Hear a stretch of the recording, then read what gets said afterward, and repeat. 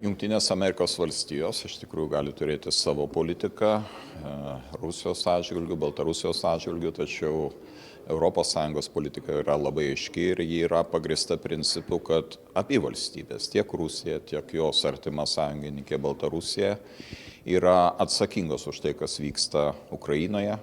Karas tęsiasi, jis įgyja tikrai žiaurias formas. Ir dėl to sankcijos yra taikomas, jeigu ir ne visai veidrodinių principų, tai vis dėlto tam tikrų suderinamumo principų. Tai tenka atkreipti dėmesį, kad visiškai neseniai mes pasiekėme, kad ES sankcijos Baltarusijai buvo pratęstos dar 12 mėnesių. Ir tuos 12 mėnesių nėra jokių galimybių, o ir nėra jokio politinio noro grįžti prie sankcijų Baltarusijai persvarstymo. Taigi, Jungtinių Amerikos valstijų sankcijų panaikinimas yra vienas dalykas, tuo tarpu ES sankcijų politika yra kitas takelis. Tie žmonės, kurie atvyksta tame tarpe ir į Lietuvą, be abejo visada čia bus laukiami. Mes patį humanitarinį Jungtinių Amerikos valstijų politikos pobūdį remiame ir remsime.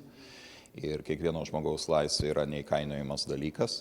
Tačiau bėda yra ta, kad tokiu būdu mes sukūrėme tą ydingą motyvacinį mechanizmą Lukašenkai tartum padaryti šitą apyvartą nuolatinę. Kitaip tariant, vienus kalinius paleisti, kitus priimti ir tada tikėtis, kad kito Jungtinių Amerikos valstijų vizito metu paleidus kalinius bus vėl kažkas mainai suteikta. Tai kūrė visai ne tą motyvacinį mechanizmą, kurios mes norėtume ir kuriuo mes ketintume Baltarusijos režimą pastatyti į vietą, jeigu taip galima sakyti.